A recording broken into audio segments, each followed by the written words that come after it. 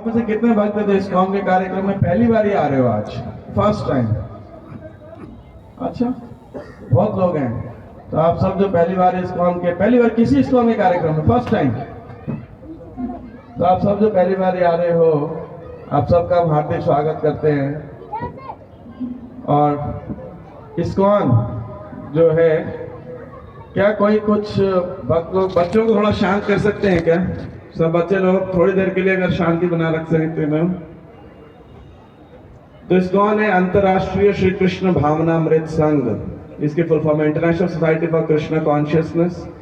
और 1966 के अंदर हमारे फाउंडर आचार्य कृष्ण कृपा मूर्ति अभय चरणा अरविंद भक्ति वेदांत स्वामी प्रभुपाद ने यूएसए के अंदर, अमेरिका के अंदर न्यूयॉर्क में इसको रजिस्टर किया था। 40 साल प्रभुपाद जी ने विदेश जाने से पहले भारत में संघर्ष किया था इस कृष्ण भक्ति का प्रचार करने में। लेकिन आज़ादी से पहले सब लोग जुड़े हुए थे कि हमको आज़ादी चाहिए, आज़ादी चाहिए। और जब 1947 में भारत स्वतंत्र हो गया अंग्रेजी शासन से, ब्रिटिश शासन से, उसके बाद सभी भारतीय बिजी थे कि अब इंडस्ट्रियलाइजेशन करना है, डेवलपमेंट करना है और आधुनिक विकास होना चाहिए। और प्रभुपाद जी जिसके पास भी जाते थे भारत में कि आप ये ग्रंथ लो, भगवान का नाम लो और भगवान की शिक्षा को ग्रहण करो, तो सारे लोग क्या कहते थे, हमारे पास समय नहीं है अभी। या कुछ लोग कहते थे ये सब बेकार की बातें हैं, हम नहीं विश्वास करते, हम तो आधुनिक सभ्यता में और अधिक प्रगति करना चाहते हैं। उनके प्रभुपाद जी के गुरु ने उनको आज्ञा दी थी कि आप विदेश की धरती में जाकर के पूरे विश्व में अंग्रेजी भाषा में खासकर श्री चैतन्य महाप्रभु के संदेश को फैलाओ, का प्रचार करो।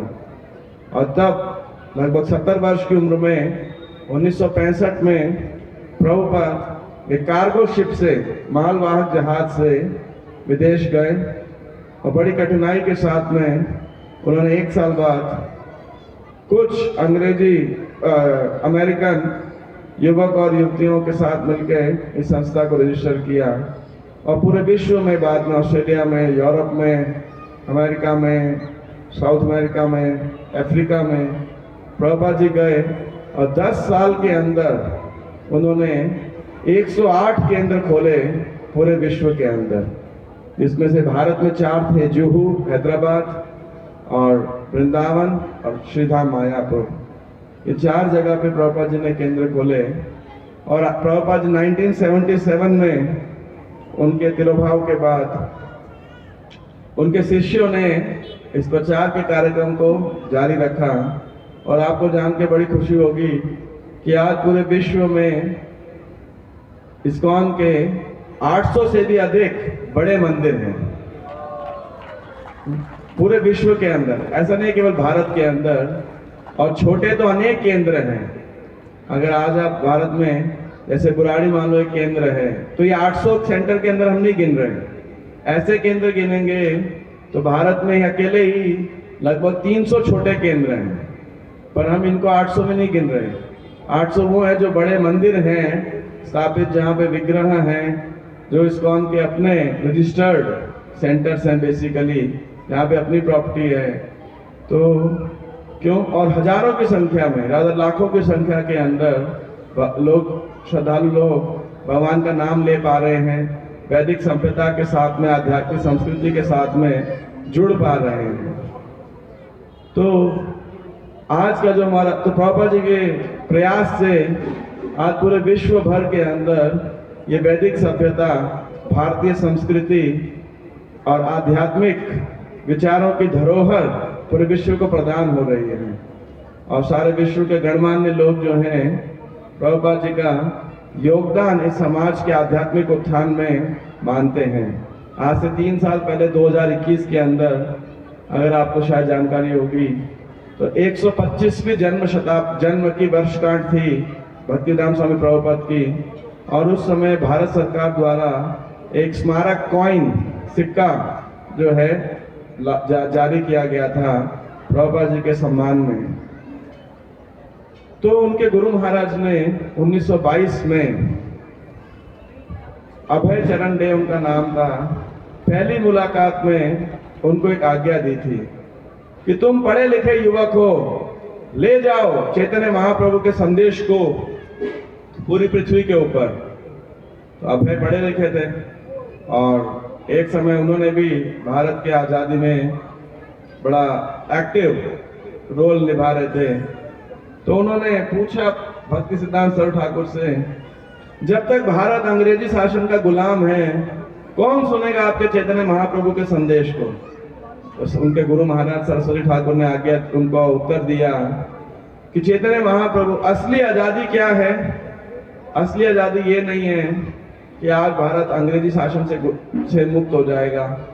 इससे पहले मुगल शासन के गुलाम था, फिर कोई और किसी और को गुलाम बनाएगा। असली आज़ादी क्या है?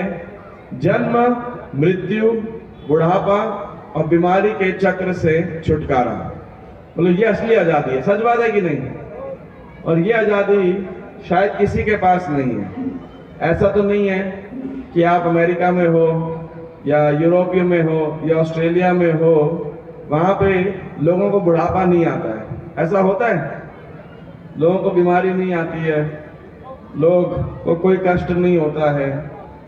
कल मैं पंजाबी बाग मंदिर में एक यूथ फेस्टिवल था, तो वहाँ पे संदेश दे रहा था और मैंने एक स्टैटिस्टिक्स आंकड़े प्रस्तुत किए वहाँ पर कि यूएसए के अंदर जो उनका टोटल जीडीपी है, उनका इकोनॉमिक का, ड्रामा टीम थोड़ा शांति रख सकती है? हरे कृष्णा, ड्रामा टीम सका सुबह करो। तो आप यकीन नहीं मानेंगे, यूएसए के अंदर, अमेरिका के अंदर जो उनका जीडीपी है उसका 18%, मतलब जो राष्ट्र का इकोनॉमिक मूल्यांकन है उसका 18% खर्च होता है। जानते हैं किसके अंदर? केवल स्वास्थ्य सेवाओं के अंदर। मतलब इतने लोग बीमार पड़ते हैं, इतनी बीमारी है वहां पर कि 18%, है ना? अगर बीमारी नहीं होगी तो खर्चा क्यों होगा, है कि नहीं? तो कहने का अर्थ है, तो भक्ति सिद्धांत ठाकुर ने उनको बोला कि असली आजादी है इस संसार के कष्टों से छुटकारा। आप ऐसे कितने लोगों को जीवन में कष्ट है? सच बोलिएगा, कितने लोगों को कष्ट आते हैं? लगभग सभी को। आप देखो, 3 प्रकार के कष्ट हमारे शास्त्र में बताए हैं। आदि भौतिक कष्ट, आदि दैविक कष्ट, आध्यात्मिक कष्ट। शरीर से आने वाले कष्ट, मन से आने वाले कष्ट, दूसरा है दूसरे जीवात्माओं के द्वारा आने वाले कष्ट, और तीसरा है प्रकृति के द्वारा आने वाले कष्ट। जैसे आप देखो, अभी इतनी सर्दी थी, लोग सोच रहे थे कब सर्दी खत्म होगी, खत्म ही नहीं हो रही इस बार तो। और अब आप सब परेशान हो, अरे गर्मी इतनी जल्दी क्यों आ गई, कुछ ज्यादा जल्दी गर्मी आ गई। सच बात है कि नहीं? तो कहने का अर्थ है इस संसार में बहुत कष्ट है। तो सरस्वती ठाकुर और प्रभुपाद जी, चैतन्य महाप्रभु के आंदोलन वो आंदोलन है जो संसार में लोगों को सब प्रकार के कष्टों से मुक्ति दिलाने वाला है। तो कौन थे चैतन्य महाप्रभु? कितने लोगों को मालूम है चैतन्य महाप्रभु के बारे में? और कितने लोग पहली बार ही सुनेंगे आज उनके बारे में? तो अगर आप इतिहास में पढ़ा होगा अपने स्कूल के अंदर, तो अधिकांश इतिहासकार कहते हैं कि चैतन्य महाप्रभु बंगाल के अंदर उनका जन्म हुआ था 15वीं शताब्दी में, और 15वीं और 16वीं शताब्दी में उन्होंने भारत के अंदर ये भक्ति का प्रचार किया था, ऐसा बोलते हैं। और कहते हैं कि वो भक्ति मार्ग के बहुत बड़े संत थे, ऐसा उनका परिचय दिया जाता है। तो अच्छा है, इतिहास में उनका नाम है क्योंकि उनका बहुत विशेष योगदान था। लेकिन हमारे शास्त्रों के अनुसार, हमारे वैदिक शास्त्रों के अनुसार, भक्ति शास्त्रों के अनुसार चैतन्य महाप्रभु कोई संत नहीं है, वे स्वयं भगवान हैं जो भक्त के रूप में आए हैं। क्यों आए? क्योंकि भगवान तो पूर्ण है, पूर्णतम है। तो वे ये सोचते थे, भगवान श्री कृष्ण, कि जो मेरे भक्त मेरी सेवा करते हैं उनको इतना आनंद कैसे प्राप्त होता है, हमेशा खुश रहते हैं, है ना, मेरे से भी ज्यादा खुश रहते हैं। तो मेरी सेवा में क्या आनंद है। एक बार भगवान श्री कृष्ण जब द्वारका के महल में थे तो अपनी सभा में जा रहे थे, रास्ते में ऐसा एक खंबा था और उस खंबे में खूब रत्न मणियां और हीरे इत्यादि जड़े हुए थे और उसमें शीशा भी था। तो आईने में, उस शीशे में, मिरर में जब श्री कृष्ण ने अपने आप को देखा तो आश्चर्यचकित हो गए। बोले, कौन है ये सुंदर युवक द्वारका के अंदर जो आया है। भगवान अपनी सुंदरता से मोहित हो गए। कभी आपके साथ ऐसा होता है, आप शीशे में देखते हो और अपने आप से आकर्षित हो जाते हो। ज्यादातर तो हम देखते हैं, हमें लगता है वो और बूढ़े हो रहे हैं, हम खूबसूरत नहीं लग रहे, अब कुछ कॉस्मेटिक्स लाने पड़ेंगे, सर्जरी करानी पड़ेगी, है ना, मेकअप लगाना पड़ेगा और बहुत सारा ऐसा। लेकिन श्री कृष्ण इतने सौंदर्यशाली हैं तो अपने ही सौंदर्य से प्रभावित हो गए। तो बोले, कौन है ये खूबसूरत युवक। तो फिर वो सोचे कि जब मैं अपने खूबसूरती से इतना आकर्षित हो रहा हूं तो मेरे भक्त जो इसका दर्शन करते हैं तो वो इतने आनंदित होते हैं, लेकिन उस आनंद से मैं वंचित हूं, है ना, क्योंकि हम अपनी खूबसूरती को तो नहीं देख सकते, सामने वाला देख सकता है खाली। और भगवान ने कहा, जो मेरे भक्त हैं, वृंदावन के भक्त हैं, ब्रज के भक्त हैं, द्वारका के भक्त हैं और विशेषकर श्रीमती राधा रानी हैं, वो मेरी इतनी सेवा करती हैं और सेवा में उन्हें इतना आनंद प्राप्त होता है, मुझे कैसे वो आनंद प्राप्त होगा। क्योंकि मैं तो अपनी सेवा नहीं कर सकता, है ना। आप तो किसी सेवा ले सकते हो या किसी की सेवा कर सकते हो, लेकिन खुद की सेवा का आनंद नहीं प्राप्त हो। तो भगवान ने सोचा, मुझे तो ये सीखना पड़ेगा, ट्रेनिंग लेनी पड़ेगी। तो किससे ट्रेनिंग लूंगा। तो सबसे सर्वश्रेष्ठ भक्त कौन है श्री कृष्ण की, श्रीमती राधा रानी। तो भगवान ने राधा रानी की भावना को, उनकी सेवा की भावना को अंगीकार किया और इसीलिए एक भक्त के रूप में आए। ये उनका आंतरिक कारण है कि भगवान श्री कृष्ण खुद की सेवा को, जो है, आस्वादन करना चाहते थे कि मेरी सेवा में ऐसा क्या आनंद है। आप में से सब भक्तों, जितने भी नए आए हो या पुराने हो, आप सब एक बात अनुभव कर सकते हो, जब आप श्री कृष्ण की सेवा करते हो आपको दिव्य आनंद प्राप्त होता है ना। आप करने का प्रयास कीजिएगा, जब आप भगवान के नामों का जप करते हैं, हरे कृष्णा कृष्ण कृष्ण हरे हरे, हरे राम राम राम हरे हरे, या अपने नेत्रों से भगवान के दर्शन करते हैं, आप मुख से भगवान का नाम गुणगान करते हैं, पैरों से जैसे आप अभी चल के प्रोग्राम में आए या मंदिर आते हो या तीर्थ यात्रा पे जाते हो, धाम में जाते हो इत्यादि, तो आपको बड़े आनंद की प्राप्ति होती है। तो कृष्ण भक्त के रूप में आए कि मैं भी अब भक्त के रूप में खुद की सेवा करूंगा, और इसलिए वो भक्त के रूप में आए। दूसरा कारण, एक भगवान क्यों आए कि भगवान अपनी खुद की भक्ति खुद नहीं दे सकते। क्यों? वो भक्ति किसकी धरोहर है? अब उनके भक्तों की। भगवान के पास, भगवान आपको भौतिक सुख तो दे सकते हैं। आप बोलोगे मुझे पैसा चाहिए, भगवान बोलेंगे ठीक है ले लो। आपको यश चाहिए, बड़ा घर चाहिए, तो भगवान इच्छा पूरी कर देंगे। लेकिन अगर भगवान के पास आप जाओगे, श्री कृष्ण के पास, और बोलोगे मुझे भक्ति दे दो, तो बोले नहीं नहीं, भक्ति किसके पास है? भक्ति तो मेरे भक्तों के पास है। भक्ति संजायते भक्ति, ये तो उनकी प्रॉपर्टी है। मेरे पास वो क्षमता नहीं कि मैं भक्ति को प्रदान कर सकूं। मेरे भक्तों की शरण में जाओ आप। भगवान स्वयं कहते हैं,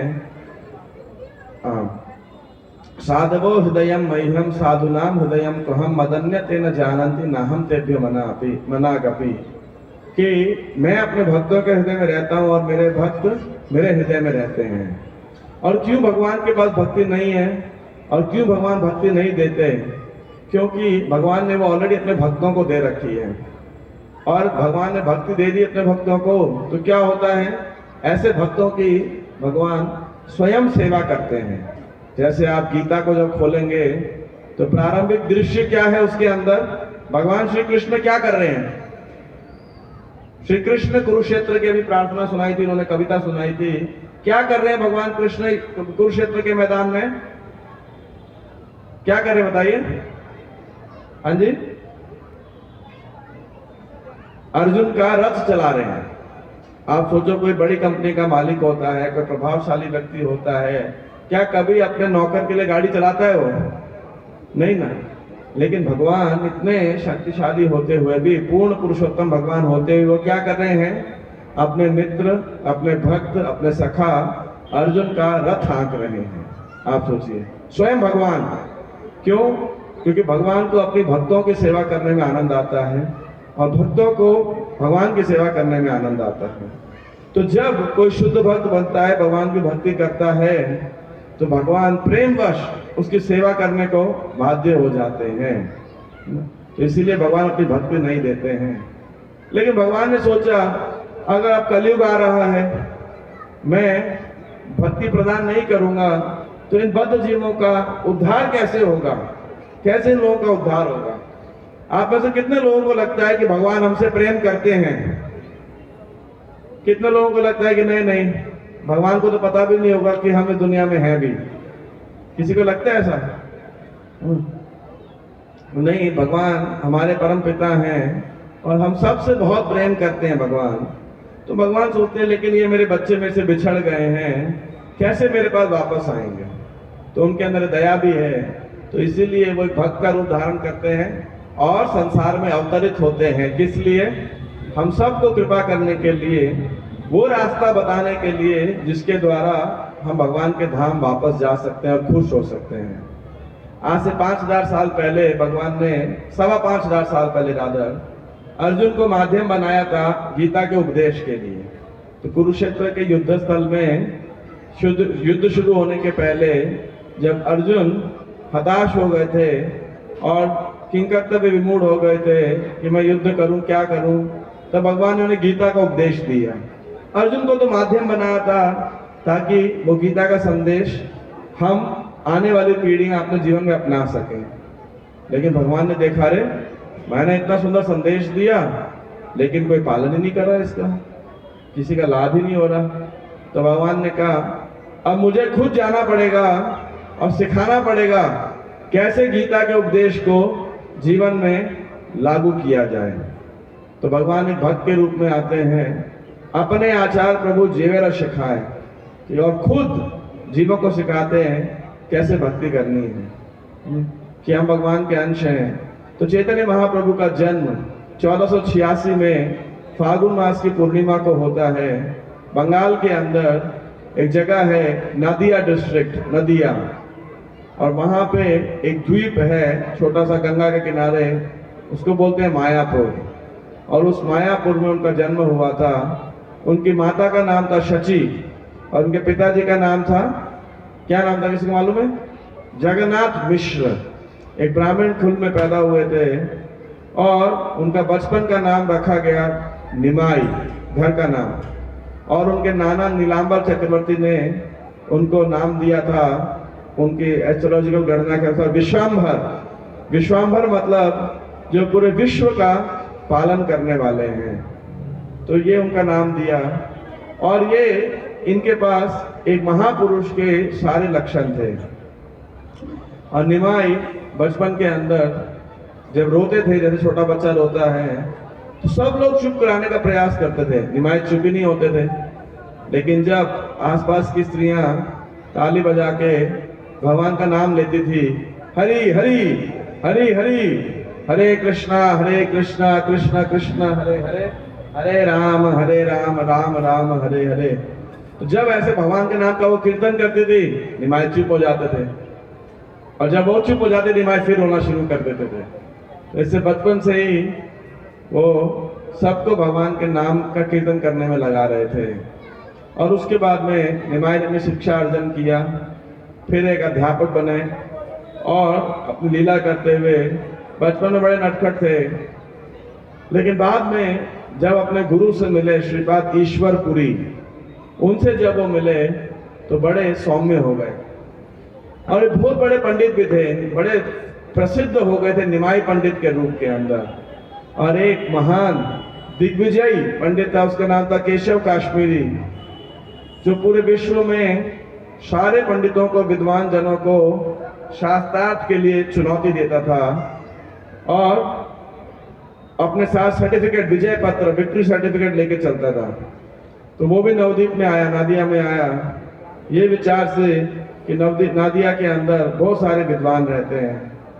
और फिर उसने सोचा कि मैं वहाँ पे प्रतिस्पर्धा करूँगा, शास्त्रार्थ करूँगा। तो नवद्वीप के सब विद्वानों ने सोचा, अरे केशव काश्मीरी आ रहा है, हम तो उसे हरा नहीं पाएंगे, क्या किया जाए। सबने योजना बनाई, हम क्या करते हैं, ये निमाई पंडित बड़ा विद्वान है और अभी तो उम्र में भी छोटा है, हम इसको आगे कर देते हैं। अगर केशव काश्मीरी ने निमाई को हरा दिया तो हम बोलेंगे इसमें क्या बड़ी बात है, ये तो बच्चा है। और मान लो निमाई ने हरा दिया तो हम कहेंगे देखो नवद्वीप के तो बच्चे ने हरा दिया, है ना। तो इस प्रकार उन्होंने सुझाव निकाला। और जब केशव काश्मीरी नवद्वीप पहुंचा तो उसने गंगा के किनारे, निमाई अपने मित्रों के साथ और छात्रों के साथ वहां बैठे थे, शिष्यों के साथ में, स्टूडेंट्स के साथ में, और ये आए केशव काश्मीरी। और केशव काश्मीरी ने अपना परिचय दिया कि मैं केशव काश्मीरी हूँ। तो और दोनों के बीच वार्तालाप होती है और चैतन्य महाप्रभु कहते हैं कि आप गंगा के गुणगान में कुछ श्लोक बताइए। और उसने आंधी की स्पीड से 100 श्लोक तुरंत रचना कर दिए केशव काश्मीरी ने और सुना दिए। तो महाप्रभु ने, निमाई ने बोला, आप अपनी रचना के अंदर कुछ गुण बताइए और कुछ दोष बताइए। केशव काश्मीरी बहुत गुस्सा हो गया, मेरी रचना में दोष हो ही नहीं सकता। तो उन्होंने कहा नहीं नहीं, आपकी रचना में 5 गुण हैं, 5 दोष हैं। तो 5 गुण बताए और फिर 64वां श्लोक उन्होंने निकाल के बताया कि श्लोक में 5 प्रकार के दोष हैं। तो हैरान हो गए, कह रहे कि मैंने तो इतने आंधी के तूफान की रफ्तार से श्लोक सुनाए थे, तुम्हें याद कैसे हो गए।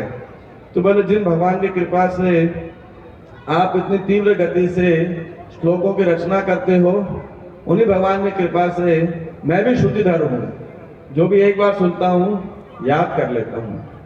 तो केशव काश्मीरी बाद में निमाई पंडित के शरणागत हो जाते हैं और समझ जाते हैं कि ये परम भगवान है। रात को जब घर जाते हैं तो सरस्वती देवी की उपासना करते हैं, सरस्वती स्वयं प्रकट होती है।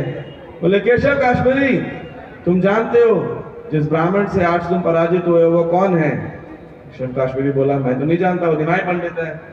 बोले वो है जिनकी पूजा मैं स्वयं करती हूँ। और उसके बाद में निमाई पंडित जब अपने गुरु से मिले ईश्वरपुरी से, उसके बाद उन्होंने संकीर्तन आरंभ किया नवद्वीप के अंदर। और भक्त लोग जो है घर में बैठ के पूरी पूरी रात संकीर्तन किया करते थे। तो वहां के लोगों को बड़ी, कुछ लोगों को ईर्ष्या होने लगी, देखो ये लोग रात भर शोर मचाते रहते हैं, कीर्तन करते रहते हैं, भगवान को भी सोने नहीं देते और ये लोग सनातन धर्म को भ्रष्ट कर देंगे।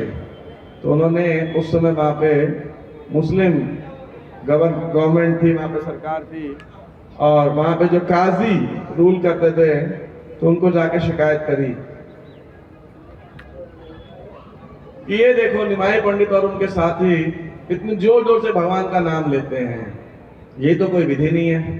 भगवान का नाम तो मंत्रोच्चारण के साथ करना चाहिए, शुभ मुहूर्त में करना चाहिए, ऐसे करके। और ये निमाई सारे धर्म को भ्रष्ट कर रहा है, सारे नवद्वीप वासियों को उनका दिमाग खराब कर रहा है। तो काजी ने अपने सैनिक भेजे और उन्होंने भक्तों के पास जाके उनकी पिटाई करी और जो ये मृदंग होता है ये मृदंग तोड़ दिया वहां पर।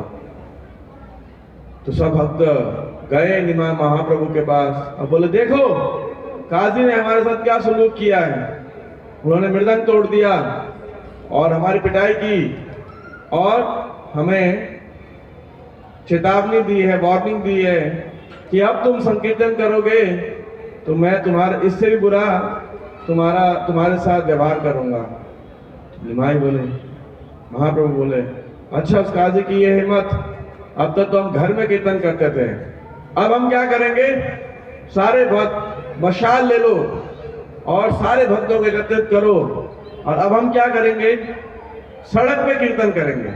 पहले तो घर में करते थे और अब काजी के घर तक जाएंगे और काजी को चुनौती देंगे। तो जब ऐसे ऐलान किया सब भक्त बड़े खुश हो गए, सारे भक्त एकत्रित हुए, आसपास के सब गांव वाले एकत्रित हुए कि आज निमाई संकीर्तन करने वाले हैं।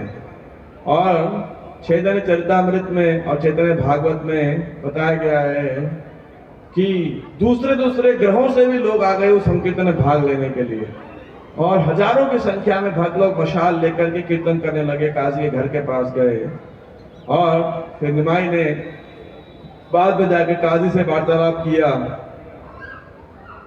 वेदों के आधार पे पुराण और कुरान के बीच में चर्चा की, और ये काजी भी मान गया कि वास्तविकता में वेदों में जो लिखा गया है वो सत्य है।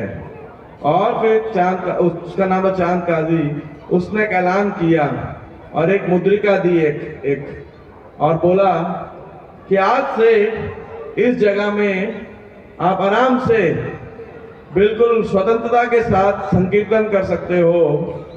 मैं तो क्या, मेरे आने वाली कोई पीढ़ियां भी संकीर्तन में बाधा नहीं डालेंगी। निमाई ने पूछा, चैतन्य महाप्रभु ने पूछा, तुम्हारे अंदर ऐसा परिवर्तन कैसे आ गया?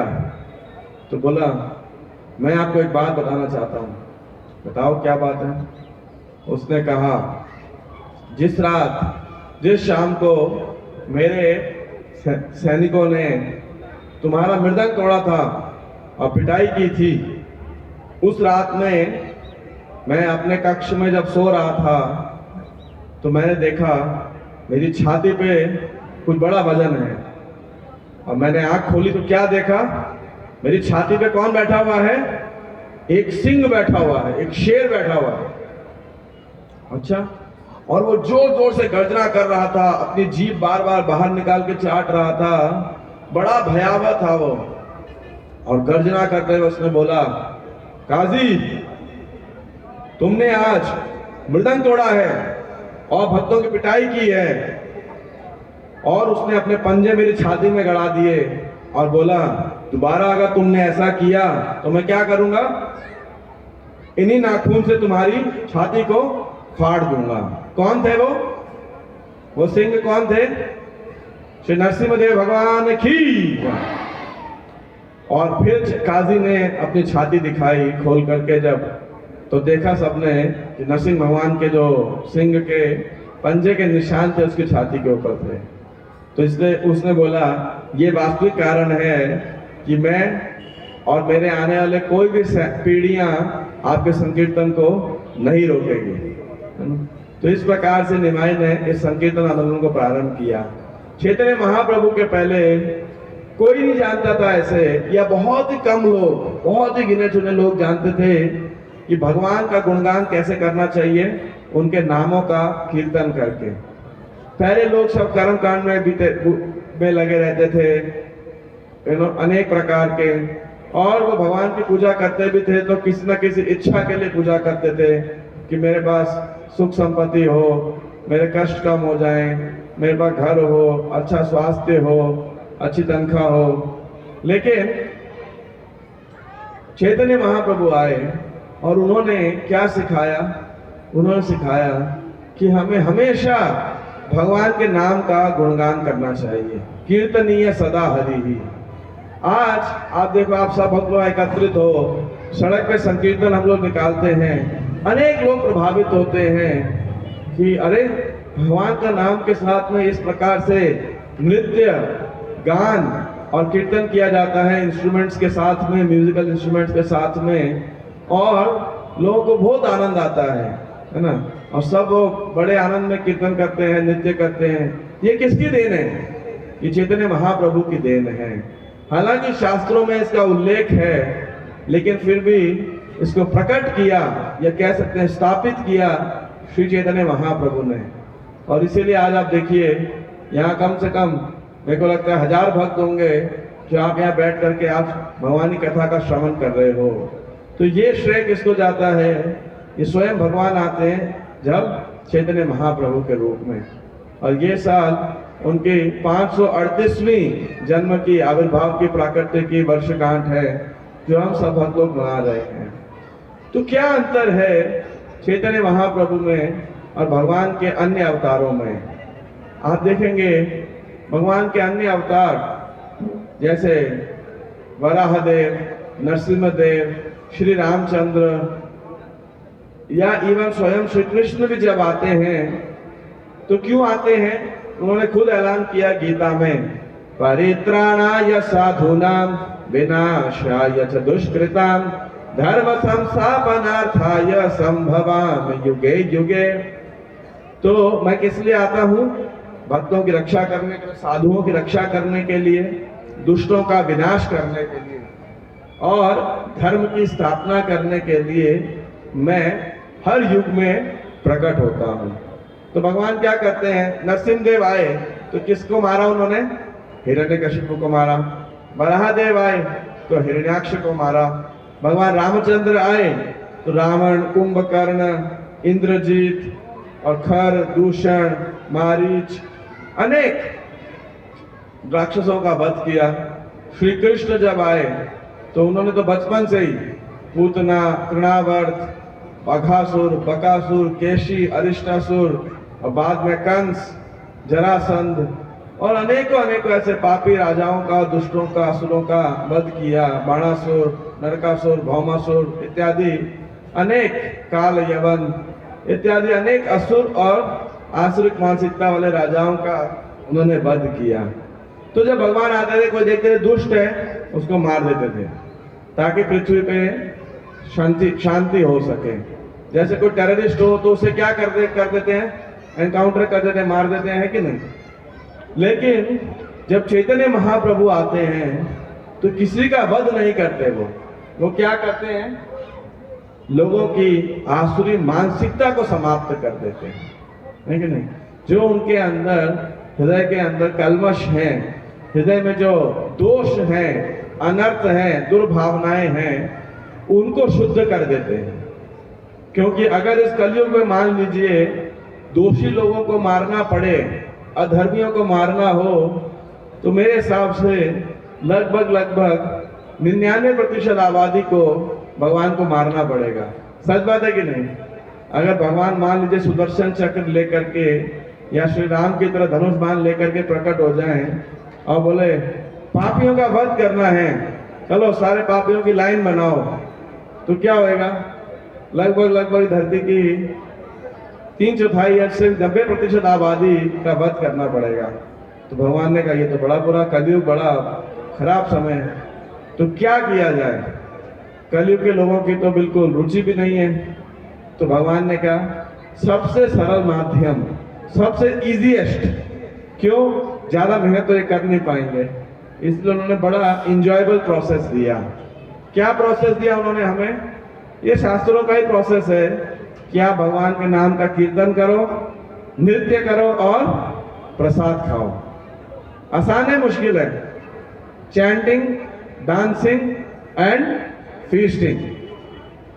गाओ, नाचो और खाओ। प्रभुपाद जी कहते थे कि आप जप करो, कीर्तन करो भगवान के नाम का, कीर्तन करते करते आपको आनंद आएगा तो आप नृत्य करो, फिर आप थक जाओगे तो क्या करो? प्रसाद खाओ, और प्रसाद खाने के बाद क्या करना है? दोबारा कीर्तन करो, ये नहीं खा के सो जाओ, है ना? तो और फिर दोबारा नृत्य करो। तो इस प्रकार से, क्योंकि अगर हमें बोला जाता कि मान लो आपको ध्यान लगाना है, तो हम तो बड़े दुखी हो जाते हैं। क्यों? हम सोच रहे होते अरे कौन मेरी सेल्फी डालेगा, है ना? कौन फिर सोशल मीडिया पे मेरे पोस्ट को लाइक करेगा? मैं अगर अपना पेज अपडेट नहीं करूँगा तो कैसे होएगा? फिर थोड़ा ट्रैफिक की आवाज़ आती। तो ध्यान लगाना आसान है इस युग में या मुश्किल है? बहुत मुश्किल है। हमें बोला जाता कि आप बड़े बड़े यज्ञ करो जैसे त्रेता युग में करते हैं, तो भी बड़ा मुश्किल होता हमारे लिए।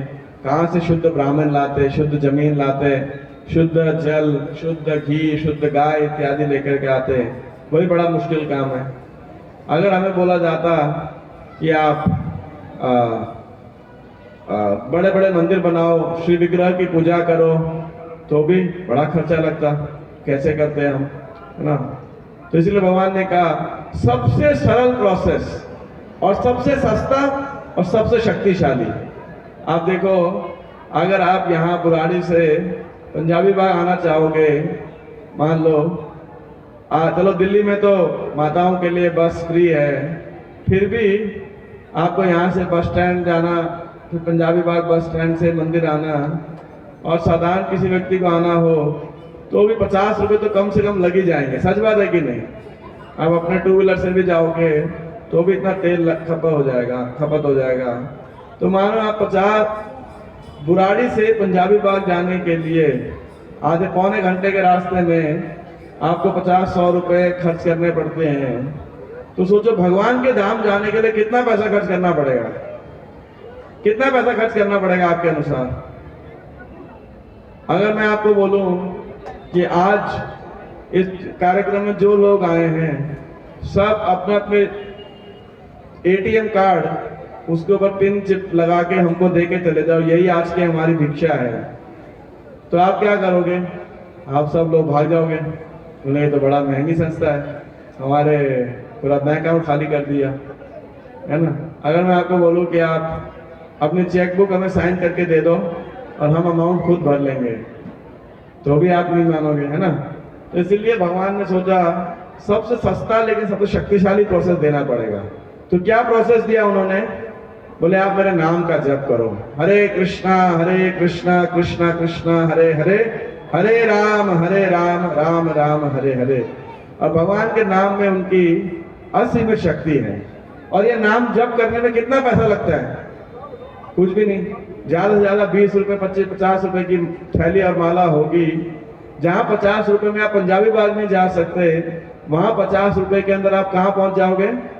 भगवान के धाम। सस्ता है कि नहीं है ना। तो इसीलिए, और यही अगर मैं आपसे प्रश्न पूछूं, आपको नरक जाना हो तो सस्ता है या महंगा है?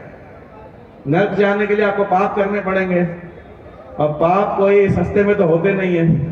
आपको मांसाहार, नशा, व्यभिचार इत्यादि सब करना होगा, तो फ्री में तो आपको कुछ नहीं मिलने वाला। तो इसलिए नरक जाना इतना महंगा है, लेकिन चैतन्य महाप्रभु की कृपा से भगवान के धाम जाना इतना सरल और इतना सस्ता है। उसके लिए क्या करना पड़ेगा? आपको 1-2 चीजें भगवान को देनी पड़ेगी। तो आप मुझे मेरी फीस देने को तैयार हो? नहीं, एटीएम कार्ड नहीं मांगेंगे, चिंता मत कीजिए, ना चेकबुक मांगेंगे। आप में से कितने भक्त तैयार हो? अगर मैं आपसे कुछ मांगू आज, खासकर जो लोग नए आए थे उनसे अगर मांगे, तो आप दोगे या नहीं दोगे? या सुनने के बाद आप सोचोगे शायद दें या ना दें?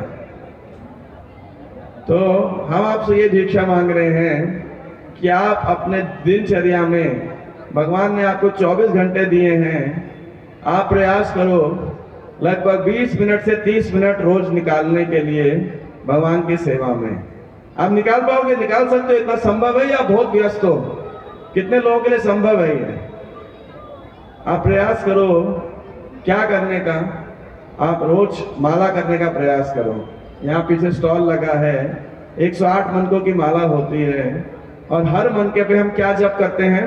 हरे कृष्णा कृष्णा कृष्ण हरे हरे, हरे राम राम राम हरे हरे। और ऐसे 108 बारी आपको जप करना है। 10 मिनट आपको लगेंगे। स्टार्टिंग में हो सकता है थोड़े ज्यादा 12-15 मिनट भी लगे, लेकिन अभ्यास होने के बाद आप 10-11-9-10 मिनट में आप एक माला कर पाओगे। तो अगर आप दिन में 1 या 2 माला से प्रारंभ कर सको, जो नए लोग हैं, और साथ में आप गीता लेकर के जाइए, श्रीमद् भगवत गीता, और उसका रोज 1 या 2 श्लोक नियमित रूप से पढ़िए। हो सकता है शुरू में वो भी समझ ना आए, यही हमारी फीस है। बस आप गीता लेके जाओ और माला लेके जाओ, और अपना समय निकाल के आप अपने ऑफिस में, घर में, सुबह, दोपहर, शाम, जो भी आपका कन्वीनियंट समय हो, समय निकाल करके ये भगवान की सेवा करो। आप में से कितने लोग ये कीमत दे पाओगे हमें? तो आप देखिएगा, अगर आप ये प्रोसेस को प्रयास करेंगे पालन करने का, तो फिर क्या होगा, 1 महीने तक भी आप करेंगे, 1 महीने बाद आप सोचेंगे अरे मैं तो वो व्यक्ति नहीं हूँ, मेरे अंदर तो बहुत परिवर्तन आ गया। और अगर संभव हो तो यहाँ बुराड़ी में हमारा केंद्र है, खंडेश्वर महादेव मंदिर के पास में, वहाँ हर रविवार को कार्यक्रम होते हैं, तो आप भक्त सब उससे भी जुड़िए। हमारा इस्कॉन संस्था का लक्ष्य यही है कि चैतन्य महाप्रभु जिस कृपा के संदेश को हमें देने के लिए आए थे, उस संदेश को, उस भगवान के नाम को सब लोगों तक पहुंचाने का हमारा कार्यक्रम है। ये भगवान का उपहार है। आप सब भगवान के जन्मदिन पे, भगवान के, वैसे तो जन्मदिन पे लोग उपहार देते हैं, यहाँ पे आप क्या कीजिए, भगवान के उपहार को स्वीकार कीजिए। तो आप सब करने को तैयार हो नहीं? भगवान का उपहार है उनका नाम, भगवान का उपहार है उनका संदेश। उनका संदेश हमें भगवत गीता में मिलता है, और भगवान के अनेक नाम हैं जिसमें ये हरे कृष्ण महामंत्र, इसका अर्थ है कि हे भगवान आप हमें अपनी सेवा में लगाओ। तो चैतन्य महाप्रभु के बारे में और अनेक शिक्षाएं हैं, लीलाएं हैं जो हम चर्चा कर सकते हैं, लेकिन अभी भक्त लोगों ने एक नाटिका प्रस्तुत की है। उस नाटिका के अंदर आप देखेंगे 2 बहुत ही दुष्ट लोग थे, सारे पाप कर्म करते थे। ऐसे तो ब्राह्मण खानदान में पैदा हुए थे वो, उनके माता पिता बड़े सतोगुणी व्यक्ति थे, बड़े साधु स्वभाव के थे, लेकिन कुसंगति के कारण ये दोनों सारे गलत काम करते थे। इनका नाम था जगदानंद और माधवानंद। शॉर्ट में इन्हें बोलते थे जगाई और मधाई। और ये जगाई मधाई बहुत पापी थे, और कोई भी व्यक्ति इनके पास जाने से डरता था, क्योंकि ये उसकी पिटाई कर देते थे, उनके घर में डाका डाल देते थे, घर को आग लगा देते थे। ऐसा कोई पाप कर्म नहीं था जो इन्होंने नहीं किया था। ऐसे पापी थे, दुराचारी थे, लेकिन इनका उद्धार हुआ, और इनको भगवान ने मारा नहीं, बल्कि इनकी मानसिकता को, दोषपूर्ण मानसिकता को दूर कर दिया। और कैसे वो शुद्ध भक्त बन गए, और भगवान का नाम लेते समय हरे कृष्णा कृष्णा कृष्णा हरे हरे, हरे राम राम राम हरे हरे नाम लेकर के, और उनकी आंखों से अश्रु बह रहे हैं, और वो नृत्य कर रहे हैं, और बड़ी नम्रता से वो सबकी सेवा किया करते थे। जो लोग उनको पहले देख के डर जाया करते थे, भाग जाते थे, आज ये दोनों भाई सबकी सेवा किया करते थे। तो गंगा के किनारे स्नान करने आता था तो उसकी मदद करते थे, उसके कपड़े फोल्ड कर देते थे। ये परिवर्तन कैसे संभव था? श्री चैतन्य महाप्रभु की वजह से। और अंत में मैं आपको बताना चाहूंगा, चैतन्य महाप्रभु के प्रतिनिधि श्रील प्रभुपाद जब अमेरिका में गए तो वहां पर प्रभुपाद जी ने न्यूयॉर्क में इस संदेश का प्रचार करना शुरू किया। और उस समय 1960 के दशक में अमेरिका में हिप्पी आंदोलन बड़ा प्रचलित हुआ था। हिप्पी वो लोग थे जो बड़े धनाढ्य परिवार से थे, लेकिन अपने जीवन के अंदर बड़े दुखी थे, बड़े ड्रग्स लिया करते थे ये लोग, और बड़ा हुड़दंग मचाते थे। ना उनके धनाढ्य माता पिता, ना वहाँ के डॉक्टर, और ना वहाँ की पुलिस उन्हें कंट्रोल कर पा रही थी। सब युवक युवतियाँ थे, और LSD, marijuana, हशीश इत्यादि सब ड्रग्स लिया करते थे। तो प्रभुपाद जी जब गए, और प्रभुपाद जी 70 साल के बूढ़े व्यक्ति, भारतीय, जिनकी अंग्रेजी भी समझने में उनको मुश्किल होती थी, लेकिन प्रभुपाद जी ने पार्क में जाके हरे कृष्णा कृष्णा कृष्णा हरे हरे, हरे राम राम राम हरे हरे, ऐसा कीर्तन चालू किया। तो कुछ युवक युवतियां प्रभावित हो गए, और धीरे धीरे प्रभुपाद जी के साथ जुड़ने लगे। फिर प्रभुपाद जी हर सोमवार को, बुधवार को और शुक्रवार को गीता पे क्लास देते थे। क्लास के पहले खुद उनके लिए खरीदारी करके लाते राशन, खुद कुकिंग करते थे, फिर क्लास देते थे, उनको शिक्षा देते, फिर खुद प्रसाद सेवा उनको परोसते थे, और उनके जाने के बाद खुद सफाई किया करते थे। तो जब लोगों ने देखा उनके अंदर इतनी निष्काम भावना थी, और जो संदेश वो दे रहे थे वो खुद पालन कर रहे थे, तो लोगों के हृदय में और हरे कृष्ण महामंत्र के प्रभाव से उनके हृदय में परिवर्तन होने लगा और वो धीरे धीरे शुद्ध भक्त बनने लगे और प्रत्येक दिन भगवान के नाम का जप करने लगे। मांसाहार, व्यभिचार, नशा, जुआ, सारे पाप कर्म उन्होंने क्या किए? छोड़ दिए और 18 घंटे दिन में 20 घंटे भगवान की सेवा करने लगे। ये मैं कोई पुरानी घटना नहीं बता रहा हूँ, ये आज से 50 साल पहले अमेरिका के अंदर जहाँ पे इन हिप्पियों को पुलिस नहीं कंट्रोल कर पा रही थी, तो प्रभुपाद जी से वहाँ की सरकार ने पूछा आपने कैसे इनको कंट्रोल किया? तो उन्होंने बोला केवल हरे कृष्ण महामंत्र से। अब सारे हिप्पियों को भेज दो और उनको बोलो हरे कृष्ण महामंत्र करेंगे तो उनके जीवन में परिवर्तन आ जाएगा। तो आप सब श्रद्धालु लोगों से, आप सबकी धर्म में रुचि है, आपकी श्रद्धा है, इसीलिए आप यहाँ पे आए हो। तो हम अंतर्राष्ट्रीय कृष्ण भावनामृत संघ की ओर से आपका हार्दिक अभिनंदन करते हैं और आपसे यही निवेदन करते हैं कि आप इस हरे कृष्ण केंद्र का, इस्कॉन के और भी कई मंदिर हैं पूरे दिल्ली क्षेत्र के अंदर। हमारा सबसे बड़ा मंदिर है राधा पार्थ सारथी नेहरू प्लेस के अंदर ईस्ट ऑफ कैलाश में, और अभी रामनवमी पे एक और मंदिर का रोहिणी सेक्टर 25 में उद्घाटन हो रहा है। इन सारे मंदिरों का, केंद्रों का एक ही लक्ष्य है, ज़्यादा से ज़्यादा लोगों में भगवान के नाम के प्रति, भगवान की शिक्षा के प्रति रुचि जागृत करना। तो आप सब भगवत प्रेमियों से, धर्म प्रेमियों से हमारा यही अनुरोध है। जो मैंने आपसे क्या भिक्षा मांगी थी, क्या फीस है मेरी? आपने क्या करना है? रोज कम से कम एक माला का जाप करना है और गीता का एक श्लोक कम से कम रोज पढ़ना है। कितने लोग पढ़ोगे आज से? या चलो कल से, आज का दिन अगर आपने बोध दे दिया तो कल से। तो आप सबसे यही हमारा निवेदन है और आप जुड़िए और चैतन्य महाप्रभु की कृपा का लाभ उठाइए। श्री चैतन्य महाप्रभु की, श्रील प्रभुपाद की, हरे कृष्ण महामंत्र की, निताय गौर प्रेमानंदे।